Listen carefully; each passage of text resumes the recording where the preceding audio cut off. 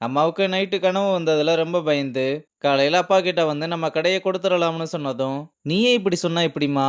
"இல்லங்க, நடக்கிறதெல்லாம் பார்க்கும்போது ரொம்ப பயமா இருக்கு. எனக்கு இந்த கடைய விட நீங்களும் நம்ம பசங்களும் தான் முக்கியம்னு." நம்ம கடைய குடுத்துறலாம்னு சொன்னா, இப்ப அவங்க பண்ணதுக்கு நம்ம பயந்துட்டா அவங்க ஜெயிச்ச மாரி ஆயிரும். இந்த பொன்மலர் டெக்ஸ்டைல்ஸ் ஒண்ணும் சாதாரணமா வரல. நீயும் நானும் உழைச்சு கொண்டு வந்தது. தப்பு பண்ற அவனே பயப்படாம இருக்கும்போது, நேர்மையா கடைய நடத்துற நம்ம எதுக்கு பயப்படணும்? நீ பயப்படாத. நம்ம கடைய நம்ம கிட்ட இருந்து யாரும் பிரிக்க முடியாதுன்னு சொல்றாரு. இங்க சித்தோட அப்பாவ ஆடிட்டர் கிட்ட வந்து விசாரிக்க, அவன் நான் பண்ணவே இல்லைன்னு அடிச்சு சொல்றான். ஆனா ஆடிட்டர் கிட்ட பேசினத வச்சு பார்க்கும்போது, அப்பாவுக்கு சின்னதா அவன் மேல ஒரு டவுட் வந்ததுனால, எனக்கு என்னமோ நான் திரும்ப வருவேன்னு தோணுதுன்னு சொல்லிட்டு போறாரு. இங்க ஜக்குவும் அப்பா வீட்டுக்கு வந்த விஷயத்த அக்கா கிட்ட சொல்லிட்டு, வீட்ல அம்மா மறுபடியும் இந்த மாதிரி ஏதாவது நடக்குமான்னு ரொம்ப பயப்படுறாங்கன்னு சொல்ல, "நீ எதுக்குடா பயப்படுற? அதான் அக்கா நான் இருக்கேன்ல. உங்க அப்பா செங்கல்பட்டுல கண்ணு முழிச்ச மாதிரி அவனை ஸ்ரீலங்கால கண்ணு முழிக்க வைப்போம். நீ பயப்படாம போயிட்டு வா, அக்கா பாத்துக்கிறேன்னு" சொல்லி அனுப்புறாங்க. இங்க சித்தும் ஹரிணிய வெளியே கூட்டிட்டு வந்து கிரிஜா கிட்ட பேசின விஷயத்தெல்லாம் சொல்ல, சரி அதுக்கு அவங்க என்ன சொன்னாங்க? எதுவும் பேசாம கேட்டுக்கிட்டு இருந்தாங்க. ஆனா நான் பேசினதுலயே அவங்க கொஞ்சம் வெறுப்பாக ஆரம்பிச்சிட்ட மாதிரி தான் தெரியுது. இப்பதான் பேச ஆரம்பிச்சிட்டாங்களே, இதை வச்சு இன்னும் க்ளோஸ் ஆயிருன்னு சொன்னா, அதான் நான் அவங்க கிட்ட நல்லாவே க்ளோஸ் ஆயிட்டேனேன்னு சொல்ல, ஹரணியும் இதை கேட்டதும் சித்தம் முறைச்சு பாக்குறா.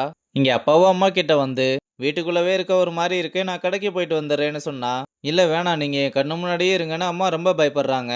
அந்த ஆடிட்டருக்கு பயந்து இப்படி என்னால வீட்டுக்குள்ளேயே இருக்க முடியாது மலரு. நம்ம எதனாலும் ஃபேஸ் பண்ணணும். இதெல்லாம் நீ மண்டையில போட்டு குழப்பிக்காத, நான் போயிட்டு வந்துடுறேன்னு சொல்லிட்டு கிளம்புறாரு.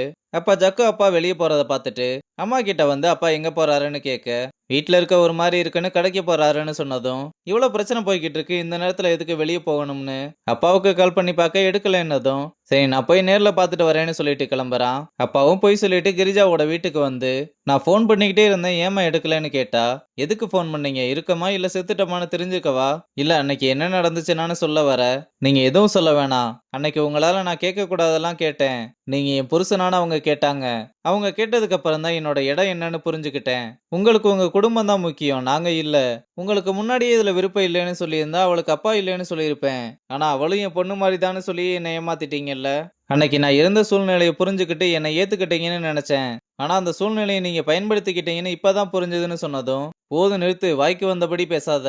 அன்னைக்கு நான் இங்கே தான் வந்துகிட்டு இருந்தேன். ஆனா நடுவுல என்ன நடந்துச்சுன்னு தெரியலன்னு எல்லா விஷயத்தையுமே சொல்லிட்டு, நீ இப்ப இருக்க நிலைமையில யாருக்கா இருந்தாலும் கோவம் வரதான் செய்யும். ஆனா என் நிலைமையும் கொஞ்சம் யோசிச்சு பாருன்னு சொல்லும்போது, மது வேகமா அங்க வந்து, நீங்க சொல்ற கதையெல்லாம் படத்துல வேணா நடக்கும், ரியல் லைஃப்ல சான்ஸே இல்ல.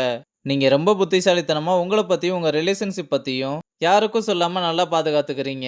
இது எல்லாமே மாறணும்னா 4 பேர் முன்னாடி நீங்க அம்மாவுக்கு தாலி கட்டணும். கல்யாணம் பண்ணிக்கிறீங்களான்னு கேட்க, சில கேள்விகளுக்கெல்லாம் பதில் சொல்ல முடியாது. பதில் சொன்னாலும் நல்லா இருக்காது. இதுக்கு மேல இப்ப பேச வேணாம்னு சொல்லிட்டு கிளம்ப, எங்க எஸ்கேப் ஆகி போறீங்க? எனக்கு ஒரு முடிவு தெரிஞ்சாகணும். நாங்க 2 பேரும் சேர்ந்து வாழும்போதே கல்யாணம் பண்ணிக்க கூடாதுன்னு முடிவெடுத்ததுக்கு காரணமே நீதான். உன் பாதுகாப்புக்காக தான் நாங்க 2 பேரும் ஒண்ணா சேர்ந்து வாழணும்னே முடிவெடுத்தோம். ஆனா இனிமேல் என் பாதுகாப்பு உனக்கு தேவைப்படாதுன்னு நினைக்கிறேன்னு சொல்லிட்டு கிளம்ப, கிரிஜா உடைஞ்சு போய் ரொம்ப அழுக ஆரம்பிக்கிறாங்க. இங்க அப்பாவும் வெளியே வந்து ரொம்ப வருத்தப்பட்டுக்கிட்டு இருக்காத, ஜக்குவும் ஒளிஞ்சு நின்னு பாத்துக்கிட்டு இருக்கான். அப்புறம் அப்பா கார் எடுத்துட்டு வீட்டுக்கு வரும்போது ஜக்கு அவரை ஃபாலோ பண்ணிட்டு வரதா பாத்துறாரு. இதனால ரொம்ப கோவமா வீட்டுக்கு வந்து, நான் என்ன சின்ன குழந்தையா, வெளியே போனா எனக்கு வீட்டுக்கு வர தெரியாது? எதுக்கு ஜக்கு என் பின்னாடியே வரான்னு கேட்க, நீங்க போனதா அப்பா எங்க போறாருன்னு வந்து கேட்டான். நான் தான் கடைக்கு போயிருக்காருன்னு சொன்னேன். சரி உங்களை தனியா விட வேணாமேன்னு வந்திருப்பான்னு சொல்ல, அந்த விளக்கண்ணெல்லாம் எனக்கு பாதுகாப்பான்னு சொல்லிட்டு போறாரு. இங்க பிரியன் ஜெய்சுவை மீட் பண்ண ஆபீஸுக்கு வந்து, நான் பெங்களூர்ல ஒர்க் பண்ண கம்பெனில செட்டில்மெண்ட் இன்னும் வராம இருக்கு, அது விஷயமா கால் பண்ணாலும் யாரும் எடுக்க மாட்டாங்க. மெயில் பண்ணி பார்த்தோம், எந்த ரெஸ்பான்ஸும் இல்ல.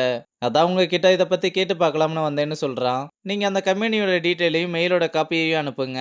அவங்களுக்கு ஒரு நோட்டீஸ் அனுப்பிடலாம்னு சொல்லிட்டு, எல்லாமே என்னால வருத்தப்பட, பிரியனும் ஆமா நான் இப்ப என் அக்கா கூடயும் அவ பையன் கூடயும் இருக்கனா அது உங்களால தானே சொல்றான். அப்புறம் 2 பேரும் வெளியே வந்து உங்க அப்பாவை கொஞ்சம் கேர்ஃபுல்லா இருக்க சொல்லுங்கன்னு சொல்ல, அவர் இப்ப வெளியிலலாம் அந்த அளவுக்கு போறது இல்ல. எனக்கு எங்க அம்மாவை நினைச்சாதான் பயமா இருக்கு. எங்க அப்பாவுக்கு அப்படி ஆனதுல இருந்து எங்களையும் அப்படி யாராவது கடத்திட்டு போயிருவாங்களோன்னு கனவுலா வருதுன்னு ரொம்ப பயப்படுறாங்க. நீங்க தான் இந்த மாதிரி நேரத்துல தைரியமா இருக்கணும். இப்ப இருக்க பிரச்சனையை எப்படி சால்வ் பண்ணலாம்னு யோசிங்க. அதுக்கு என்ன சப்போர்ட் தேவைப்பட்டாலும் சொல்லுங்க, நான் இருக்கேன்னு சொல்றான். அப்பா கிரிஜாவோட வீட்டுக்கு போயிட்டு வந்த விஷயத்த சொன்னதும், அம்மா அவர் இல்லைன்னதும் எவ்வளவு துடிச்சு போனாங்க. அம்மாவை ஏமாத்த அவருக்கு எப்படிதான் மனசு வருதுன்னு தெரியல. அப்படி என்ன அவசரம் அவருக்கு? அதெல்லாம் காரணம் இருக்குன்னு மதுவை பொண்ணு பார்க்க வந்த விஷயத்தையும் அன்னைக்கு அங்க நடந்த விஷயத்தையும் சொல்ல, ஜக்கு இதை கேட்டு சாக்காகுறான். ஹரணி சொன்னதை கேட்டதும், மீராவும் நீயும் அக்காவும் இருக்கும்போது அவளுக்கு எதுக்கு ஃபர்ஸ்ட் கல்யாணம் பண்ணி வைக்கணும்னு ரொம்ப கோவப்படுறா.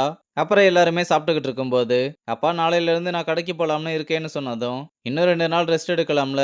இல்லம்மா வீட்டுக்குள்ள இருக்க ரொம்ப போர் அடிக்குது. அப்ப இனிமேல் லாங்கா போறதுன்னா சொல்லிட்டு போங்கப்பா. இல்லனா கேசியரை கூட்டு போங்க. டேய் அதெல்லாம் எனக்கு தெரியும் நான் பாத்துக்கிறேன்.